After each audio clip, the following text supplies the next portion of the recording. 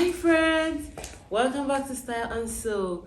If you are just joining us for the very first time, hi, don't forget to subscribe to this channel, and if you're part of the family already, hello, welcome back again. Today we're talking about a very interesting, beautiful book by Opeyemi Akitunde, and the title of this book is Isokene, Stop My Wife from Smiling. I read this book and it is so beautiful. The story is very captivating and it teaches so much lesson. The other day I told you that I was going to gist you about the happenings in this book, everything that happened. I was going to tell you the story and I'm going to talk about what I learned and all of that. And this is just me keeping my word, you see? I don't feel my friends. All right, let's dive straight in. So, you guys, grab your popcorn, grab your drink. We are about to go on a journey through Isokene. Stop My Wife from Smiling. All right. So this book, I would say the protagonist or the main character of this book is Isokene. But you know, something happened. Isokene moved from being the main character, to somehow there was a shift from Isokene being the main character to the counsellor being the main character. So let's say Isokene was somebody that life happened to. She was taking life how she saw it, and then there's this counsellor that is trying to take her through, and then you see the life that happened to the counsellor was times 2. And the counselor could not handle it. This story is interesting, though. Okay, let me just see how I read this book. Literally, I literally took this book out of my busy schedule and I started reading it. I thought maybe it's something I'll just read 1 chapter, 2 chapters. When I started reading this book, I got so enthralled by the characters and I just kept reading. In fact, I couldn't even take a break to have my bath or something. I just kept reading the book until I finished the book. That's how interesting it is. So without further ado, let me tell you everything that happened in this book. There's this lady called Isokene. Actually, Isokene is not her real name, but that's the name given to her by her dearly beloved husband, who does not want her smiling because her smile is extremely captivating and is going to captivate men towards her. So Isokene is like this beautiful lady that is so quiet, so calm, so demure, but her charm is smile. So a little backstory to how she got married to her husband, because this was what she told the counselor when the counselor had to start. Okay, let me give you a little backstory. Isokene went to a party, like a family function, and then she met this counselor who happens to be her auntie, like distant cousin. So, and then she gets talking. The auntie notices that she does not look so happy, and you know, they got talking, and Isokene happens to be someone that has also been reading her auntie's books. That's the counselor. She has been reading so many of her books, and then she opened up to her. That's Auntie Betty. Auntie Betty is the counselor. She opened up to her, and then while the party is going on, Isokene's husband comes into the picture. You know, somehow, the counselor had to pray. You know, when you greet somebody, and then the person prays, "Oh, your marriage will be fine. You will continue to smile. Smile will never leave your family." And the man is like, "That is it. How did you know that this is my problem? I don't want my wife smiling. How can she be smiling?" And the counselor is shocked, like, "You don't want your wife smiling? What's the meaning of this?" And he says, "If she smiles, she's going to be attracting men, and I cannot be competing with other men with her. She needs to stop smiling. I need her face straight." And truthfully, this is how Isokene's face is: straight face, no smile, no nothing. The counselor is confused, like, what kind of a human being is this? Anyways, Isokene, being the understanding wife, decides to agree to what her husband said.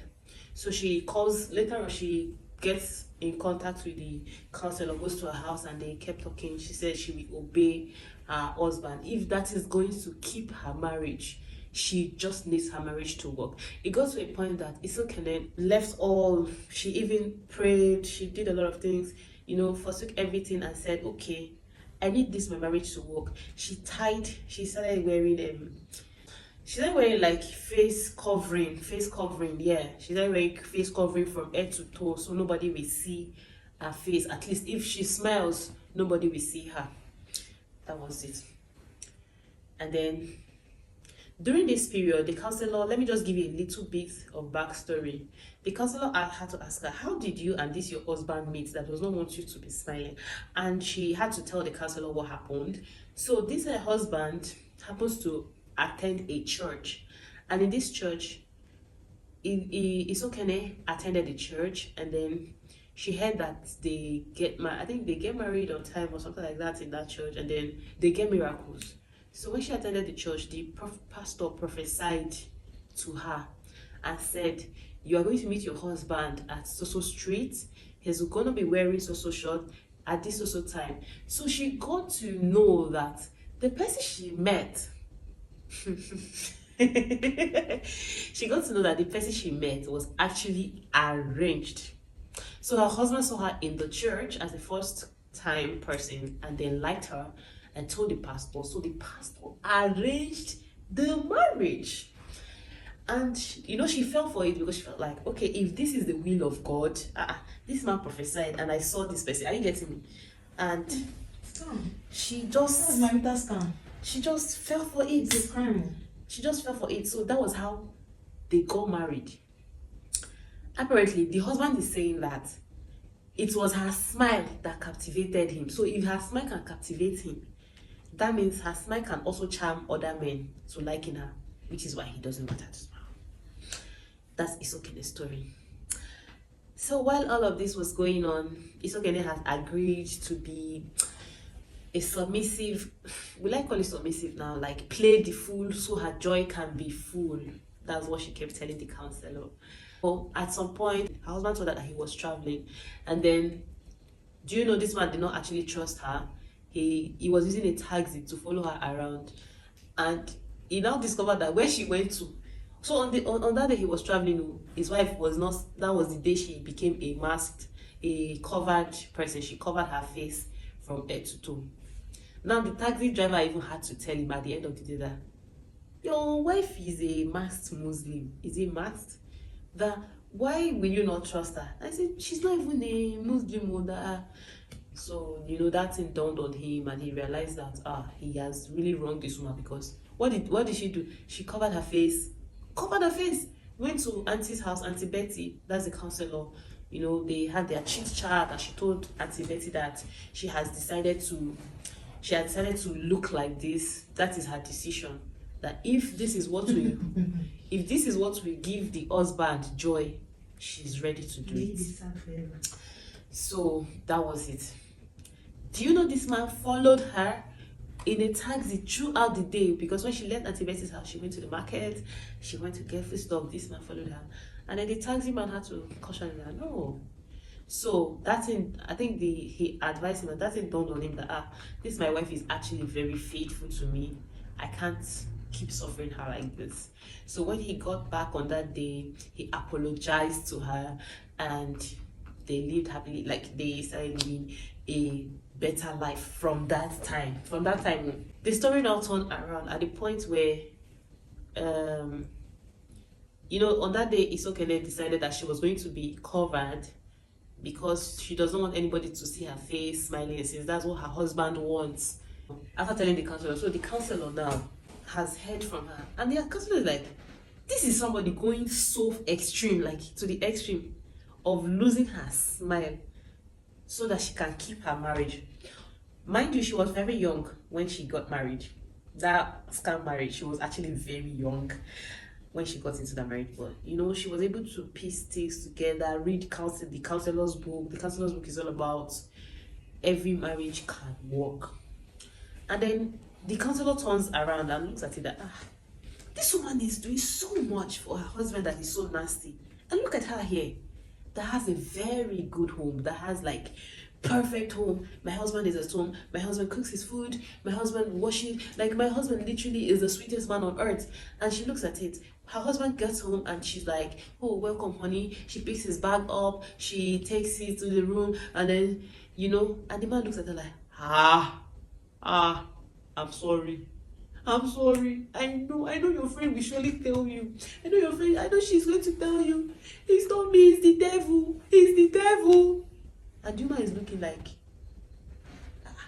I'm just trying to, bring back the old things I'm doing. Like as a wife, I know I've left you for so long doing ministerial work, traveling from country to country, teaching wives what to do with their husband. Which one are you saying? He said, I know she's going to tell you. He's not. There was nothing. She's just my friend. She's just my friend. I'm just taking care of her in the hospital because she does not have anybody. Her husband is late, and then from friendship, I don't know. But I love her. I cannot leave her. I love her. I hear this it. And then that's how this man confessed to having an affair with a side chick, Margaret, that has 2 sons, that has 2 children.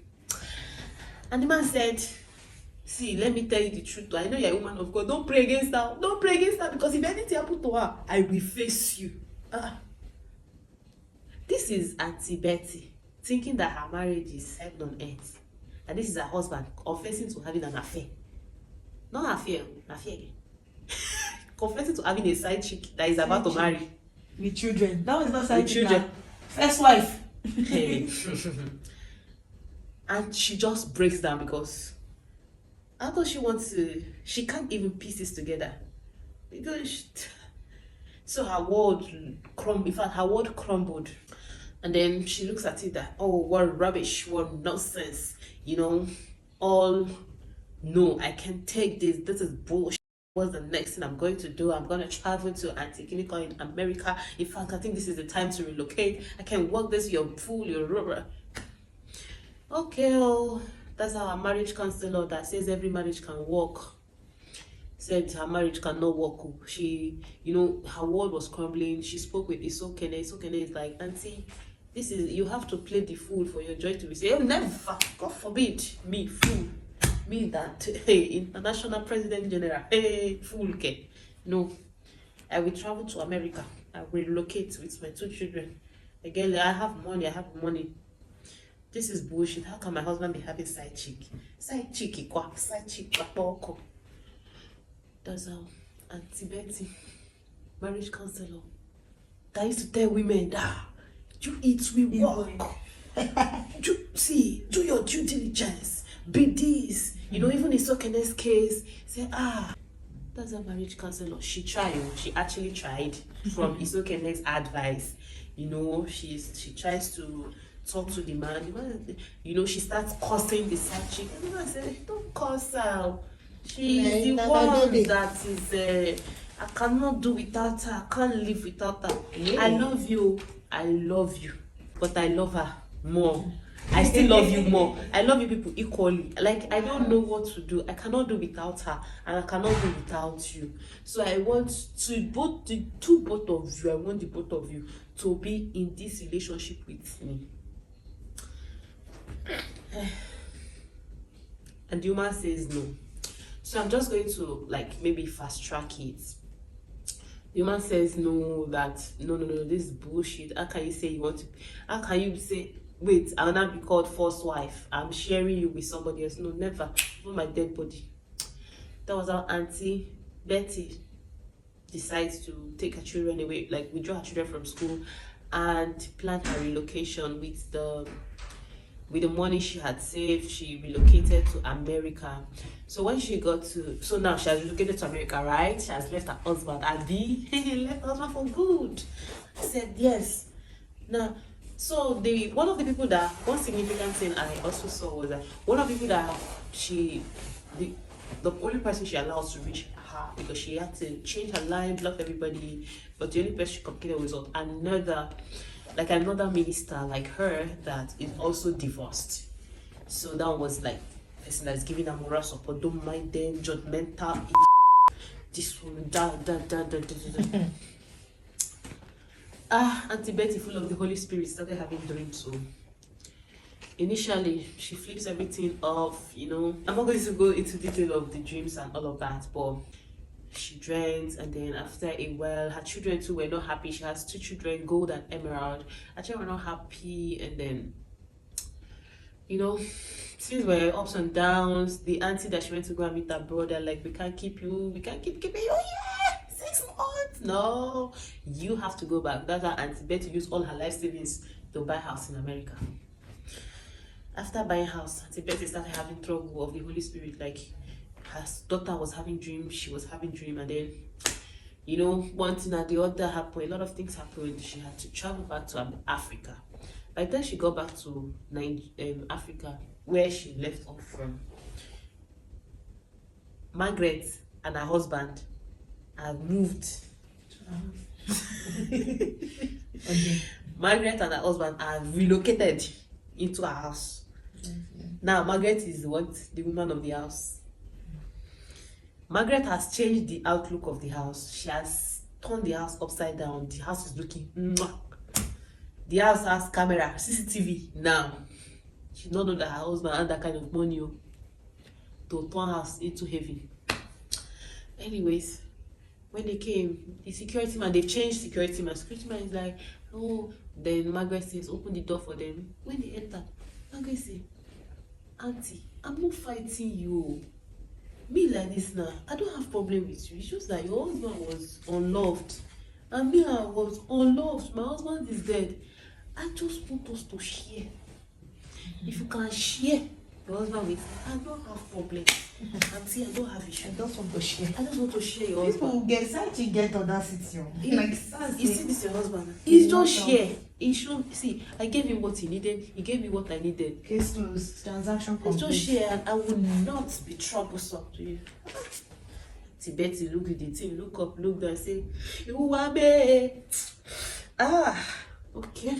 Let me comport. She said she should comport. That's how gold came out. You. That's her daughter of, is it 40 years or 16 years? That one wash the side chick down.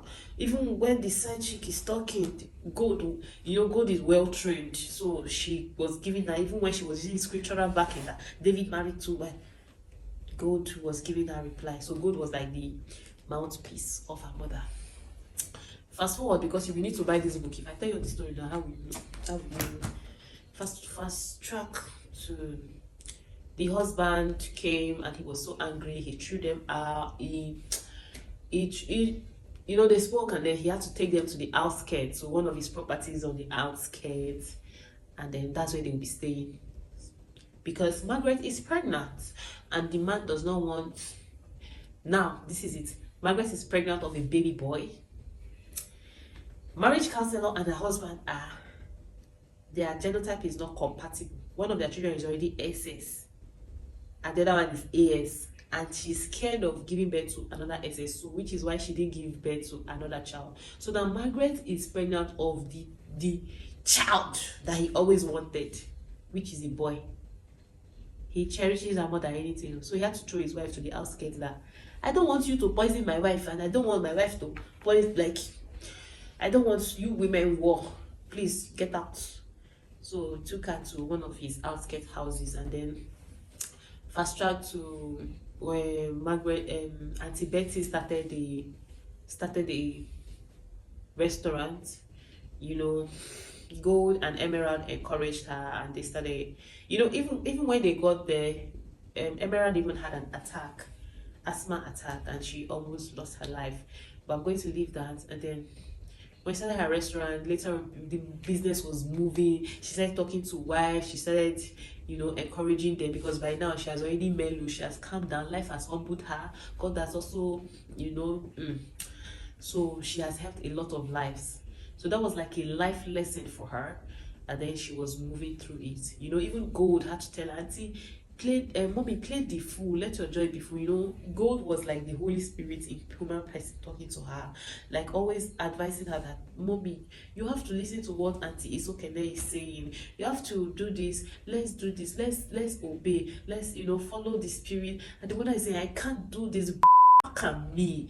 Even Margaret, the husband side chick, is quoting her book. It not tire you. Even Margaret is quoting her book that I've read In fact, how did she meet her husband? She met her husband on a plane, and she was talking about Auntie Betty's books. And the husband is like, oh, that's my wife. That's my wife. Proud husband in the mud. Anyways, so as Auntie Margaret is doing her restaurant business, Mr. Besson, an affluent man, Moki Odobu, started patronizing her.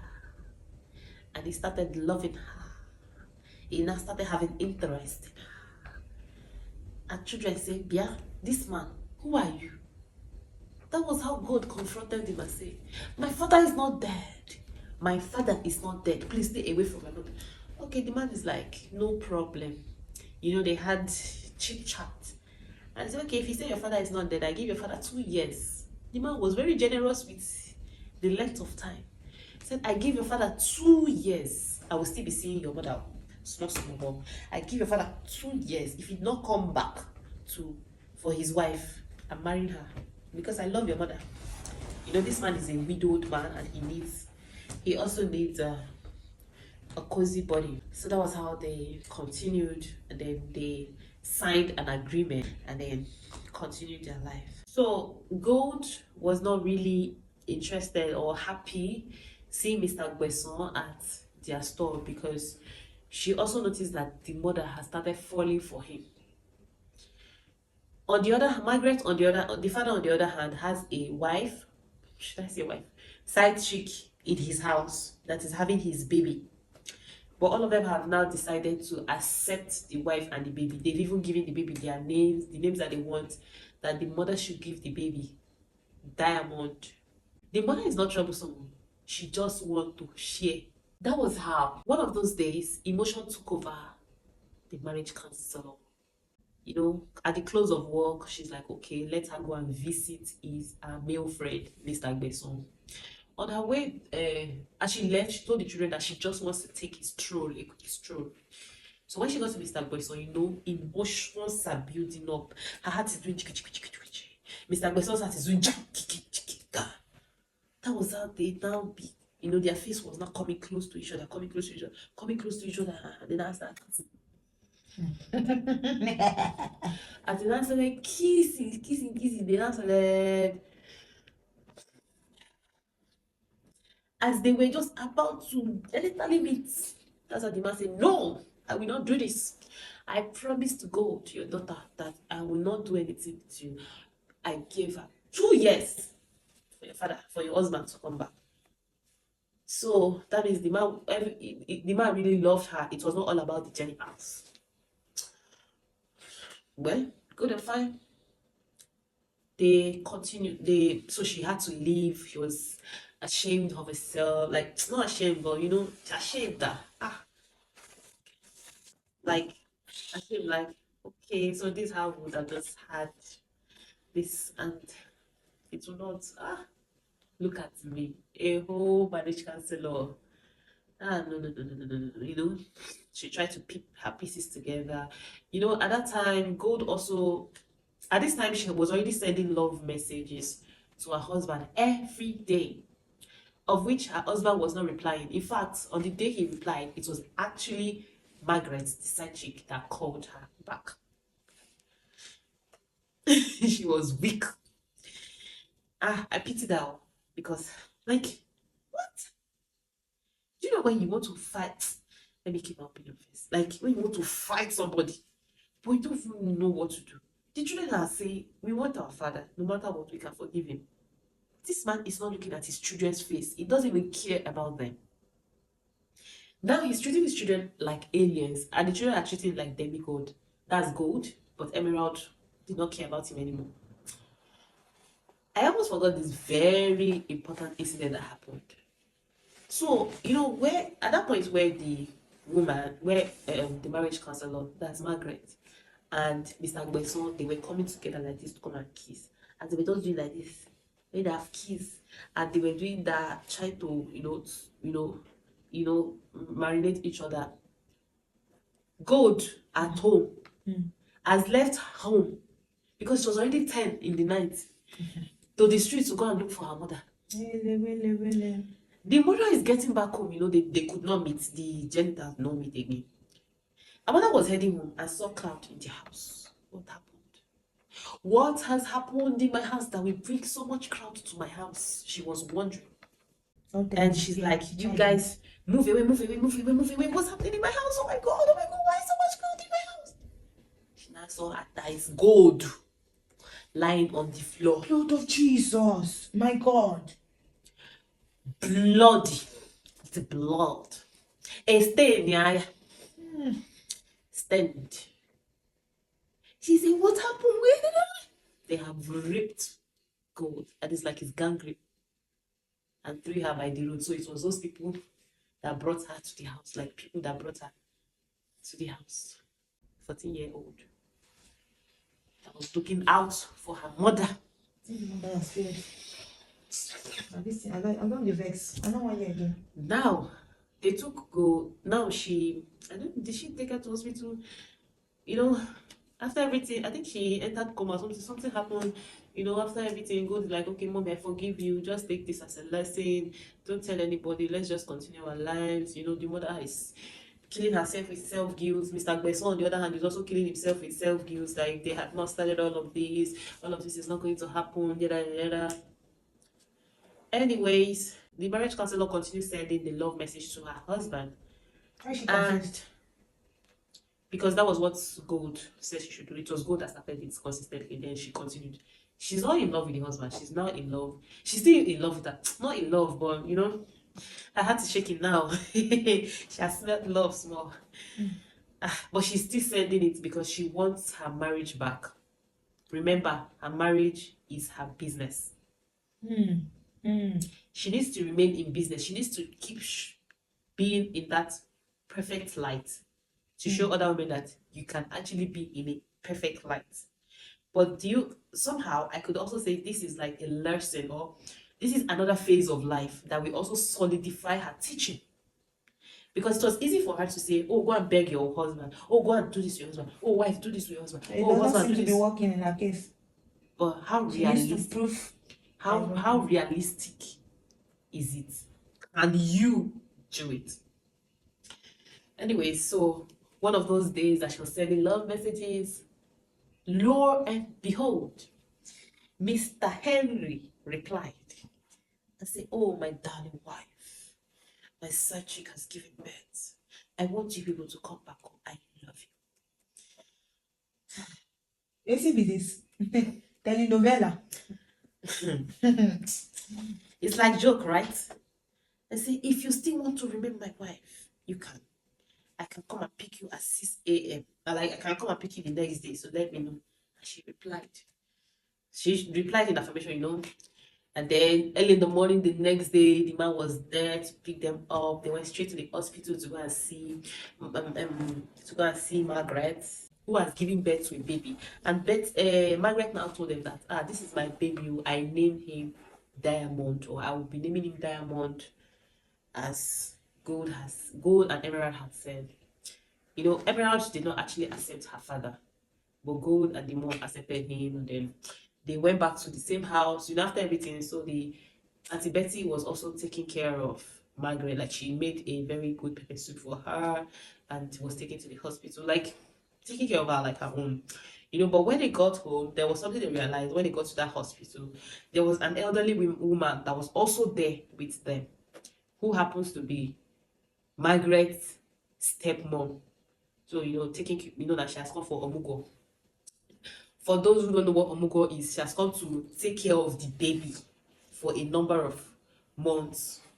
So after everything, when they got back home, when Margaret is also back home, Auntie Betty started having dreams. Can I remember? And then, yeah, she started having dreams. Remember, these people also had a housemaid in that house also. So that's housemaid. There was Margaret. There was stepmom. There were Margaret's 2 children. There is now Auntie Betty, who is the real wife. Auntie Betty's 2 children, and the husband Henry. Auntie Betty, that's the marriage counselor, notice that anytime she enters the sitting room, the stepmom of Margaret will leave. This thing has continued happening, and then I think she had a spiritual dream warfare or something like that. She has, okay, she has been praying for that baby until they gave birth. Her husband even wondered that they must give birth to this baby, that she should not go and pray all those fire prayer against his baby. It's about it. She has actually forgiven them and has been praying for the baby and the mom. Now, one of those days, something happened. I can't remember how it happened, but the housemaid was like, "Auntie, you are strong, oh. You are strong, oh." She was looking at strong. What did I say? She said, "Auntie, you are strong, oh. Ha! It's because of you that this house is okay like this, oh." Say, okay.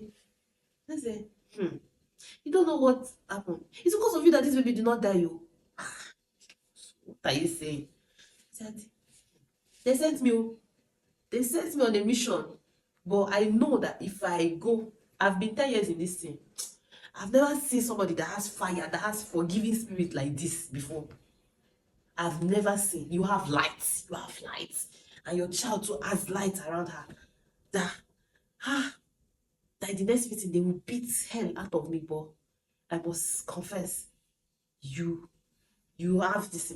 And when you're talking now, speak the beans. He said, I'm a witch, oh. I'm a witch. And you see, that stepmom is my oga. It's my oga. There's nothing she has not done to kill this baby. I think to kill baby and mother or something like that. That is your prayer that has been keeping them alive. Your prayer has been born. Your prayer has surrounded this house. Auntie Margaret, Auntie Betty intensified her prayers. One of those days, she just started praying according to the book, Dr. Lukoya's prayers. The prayers, all those MFM prayers. So they noticed that the grandmother just started screaming. She started praying. Now somebody has spilled the beans that your problem is in this house. Or let me say, a witch is in this house. Now the prayer you were praying before, you just like prayer praying before is take it aggressive. You will take it personal. You will take it to another realm. See the person she went to go and collect prayer. They start praying his prayers. Dr. Lukoya of Mountain of Fire.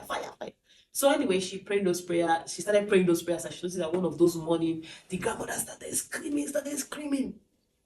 So one of them rushed into the room. Grandma, what's happening to you? Are you okay? She started confessing that, I'm sorry, oh.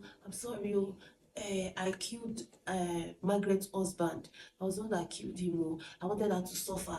I wanted to destroy her. I was even the one that made her start chasing your husband because she wanted to destroy her. Maybe she wanted Auntie Betty to be praying fire prayer and go and kill Margaret with her baby. That kind of thing. So it will not be that maybe she's gonna kill them directly, but two people are fighting. But it didn't work that way. Do you understand? He said that one started praying for the baby. Do you get? Anyway, that was how she confessed, and then something happened. I think either she died or she just a lot of things happened. When you read the book, you will know the things that happened. Then the next day, the veil has left Margaret's eyes. She was actually operating under influence all along. And destroying another person's life. She was actually under influence all along, and she has realized that, like, her eyes has opened. What am I doing here? What am I doing here? And then the next day, she left quietly on her own. After 3 children? Left the house. She only gave birth to one child for the man. Oh. The other 2 children for her husband that this grandma killed. Oh, crazy. Just to destroy her life totally. And is her step? Why is her stepmother? So there's someone that they yoke somebody. Anyways, that was how she left the house. So it was not like Auntie Betty's prayer has been answered, right? Is she not supposed to be happy? The dream she has been dreaming, even while she was in America, she dreamt a dream. You will see it in the book when you read it. And then the dream came back to her. So she realized that, okay, she needs to settle Margaret. Margaret is just a tool. Or she too, she's also a victim, just like her. okay, how was she going to have? I started thinking, and then she invited her for one of her friends' birthday. That's, I think, Isokene's husband, something. And then when they went there, somehow she was able to meet one of her old classmates, and then they reconnected. Auntie Betty pressed two buttons, and then Margaret and the man started having some smush conversation, and later on, it was a happy ending. Oh my god, I skipped something. I skipped a very important part of this book. Let's rewind back to when they got back to the husband's house. So the two children had to go back to school. They were even back to school. It was their mother that was actually paying their school fees at that point. They had to go back to school. And then, by this time she was now in her husband's house. So one day they called her from school and said, your daughter is pregnant.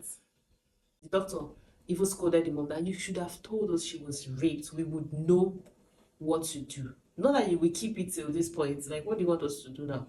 And then they said, okay, this girl is too young to carry this baby. She's too young. She does not even have the capacity, not the mental or whichever capacity to carry this baby. So it's either we retrieve this baby and keep her alive, or we don't know. We might actually lose them both. And then they were at the verge of removing the baby, but the mother of the baby insisted that no way are you going to remove a baby in my stomach. I am going to give birth to this baby. I'm going to carry it as my cross. I am not going to go against the will of, like, I'm not going to kill a baby because I was raped, because I was this, because I was that. She decided to keep the baby. And I think, yeah, God also had excess. She was a sickle cell anemic girl. So she kept the baby, and at one time they called the mom. Hello, ma, are you there? Something has happened. Your child collapsed. Okay, I'm coming. Don't worry, she died. That was how God died. Which kind of story? What's going on? Please. That was how gold died. The precious gold, precious. Before she died, she spoke with everybody. She already advised everybody. She said, don't cry. I'm going to go to heaven. I better go to heaven than kill a child. She spoke with them, advised them how to live their life. Live your life in holiness, live your life in forgiveness, live your life forgiving other people, told them, distributed love. And then she died. The mother was distraught. She was devastated. She was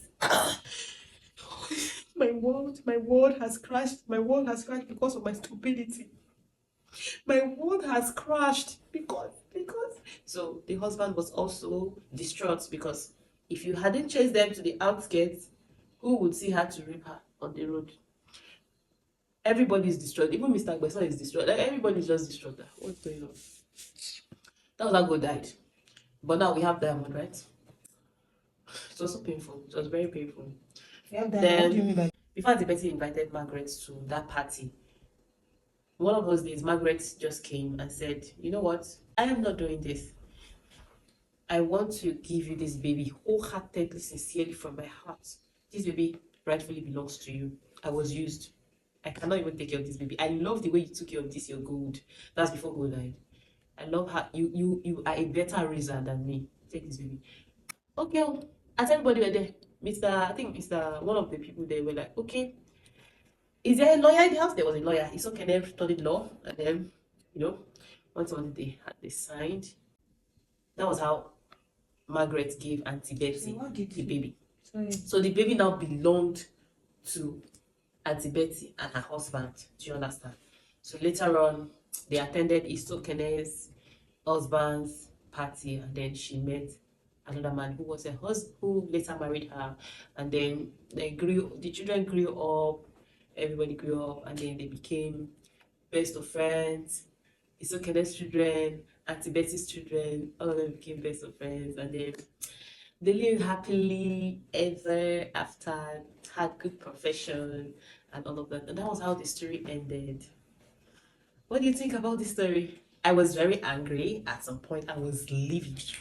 I was angry. I'm like, what do you mean? What do you mean? Just man. Man. I don't want to say. How dare you allow your child to be destroyed? But she didn't plan it like that. No, she obviously planned it like that.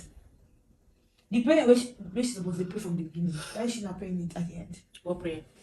The prayer God has been showing you and been showing you now listen. You didn't practice what you preach, because had it been she stayed according to her this thing, she would have prayed that prayer and matters would have She been. did pray. She prayed. She actually did fasting and prayer for 1 month. And then after the 1 month, she started doing normal prayers. And when she, for like 6 months, she said that God is not listening or God is not going to answer her. She decided to travel abroad. Okay, since prayer is not going to work, and in this, while she's doing this prayer, she also did not call her husband. She was waiting for him to come back. Let the prayer drag him back home. Hallelujah, somebody. So I guess that is one of the places she did. But it is very annoying, you as a woman. Like, why am I the one? Why should I be the one running after you? Like, you're also a human being like me. Why are you not the one running after me? Left to me, I'm not going back there, right? God will answer the prayers. See again, like, okay, now after you have finished sleeping with Auntie Margaret, At one point. you now. At what point do you draw the line? For the Yeah, sake of at the what children? point do you At draw the what line? point? Someone kept saying, no, every time we are saying pray for your The husband. husband actually chased her out of the house. And let's say he's under The husband even threatened her My own is that he was going to kill her. why does she have to be the one to pray for him? The man, that means the man himself is not, he has not taken, because devil can only come when there is loopholes. The man is not prayerful. The man is not leading the house. So he has relied on his wife so much to be the prayer warrior, be the spiritual connector, be everything. And considering the fact that she was a counselor, she gives parts of herself spiritually and physically to everybody, to a lot of people. So the fact that the man, he was not leading the house, was not even he was not the head, because being the head means you need to lead your family in the spirit realm and everything. Since he was not doing that, of course that will give room for all these kind of things to happen. And who suffers is the children. Yeah. And in this case now, he has a kid outside, and the woman, what does she do? She loses her child. She not only make her child suffer, she makes the child lose her life. Yeah.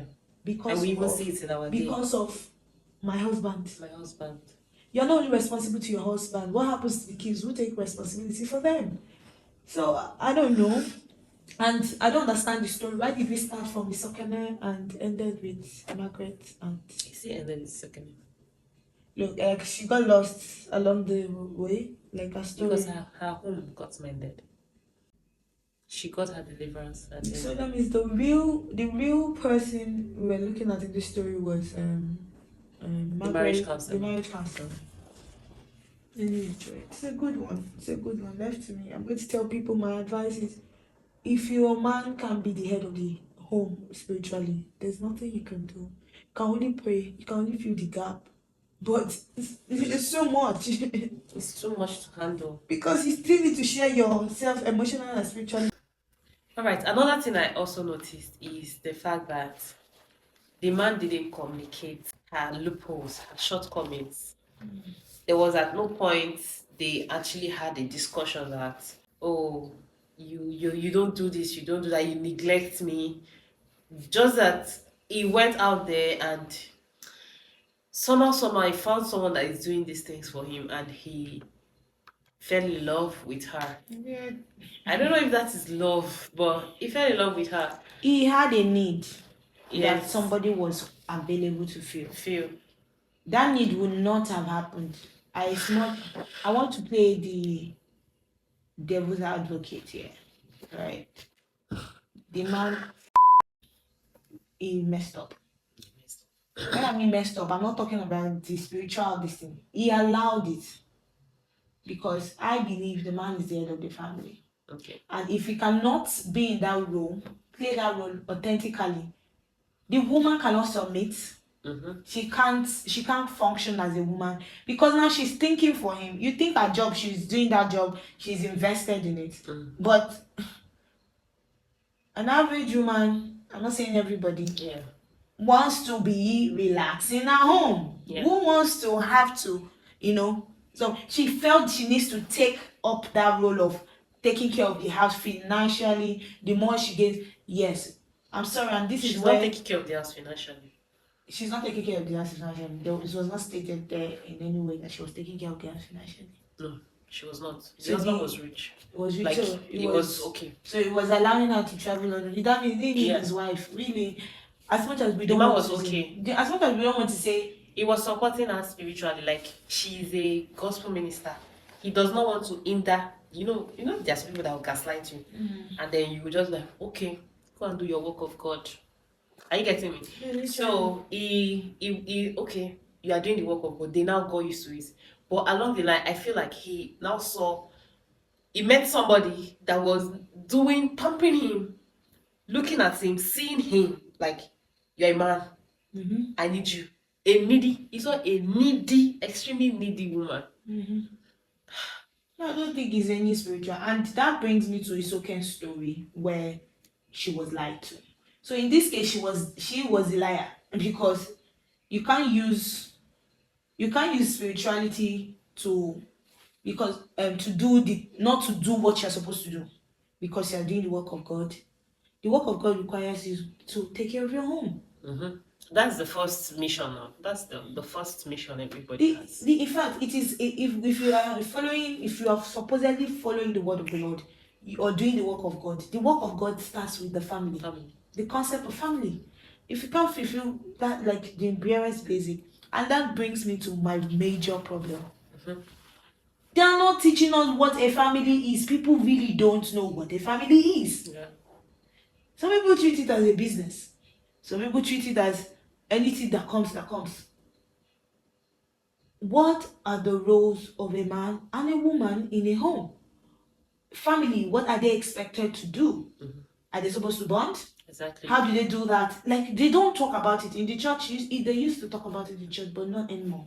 They don't. I think they don't. The concept of family is gradually deleting and going extinct. That's the problem we have. The concept of family is gradually going extinct. Yeah. Because people now feel it's okay to be a baby mama. People feel it's okay because they think family means father, mother, and children. You don't have to be together to have that. Yeah. So now that's what is family? What is the concept of family? Is it related by blood? Is that where it stops? Because I feel it's because we're not talking about it. Nobody's teaching it. They just assume that it is innate. You will just know it. And there's this culture also of pushing men aside, like, oh, you're good. Don't worry, don't train them. Let's talk to these wild folks, the women. So you keep talking to the women, to the point that women start becoming men. Women start taking up responsibilities that men should naturally take up. Like, that is their natural role in the house.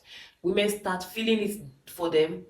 And because these men have always been kept like, oh, you're perfect, they still always have that belief that a woman must do this, must wash, must cook, must do. They still have that belief, but they don't even know what they are supposed to do. Do you get it? They still don't know what they're supposed to, but they know what a woman is supposed to do. But they don't know. Now, a woman knows what a man should do and knows what a woman should do. So some women will not take up a man and a woman's role together. I agree with you. I feel like that's what happened in her case. And then at the end of the day, with the way religion goes, she also had ended up being the one to atone for her sins and the man's sins at the cost of her children's life. So when parents fight, when man and woman fight, when who is at a loss, it's not the both of you. You guys are adults, you don't. It's the child. It's the third party that is affected. So I think both men and women are supposed to come together, think about these things, talk about issues. See, communication does not end in this is it. Open up your heart, be open-minded, talk about issues. If something is wrong in your home, talk about it extensively and come to a conclusion. Make sure there is a solution for every problem that you are having. I agree with you. I agree. Because if you leave it open-ended, it will bring up another problem. Make sure there's a solution and then solve it. Because who suffers is the third party. Thank you so much for watching this video. Don't forget to subscribe and turn on my post notifications so you'll be the first to be notified whenever I drop a new video. Bye.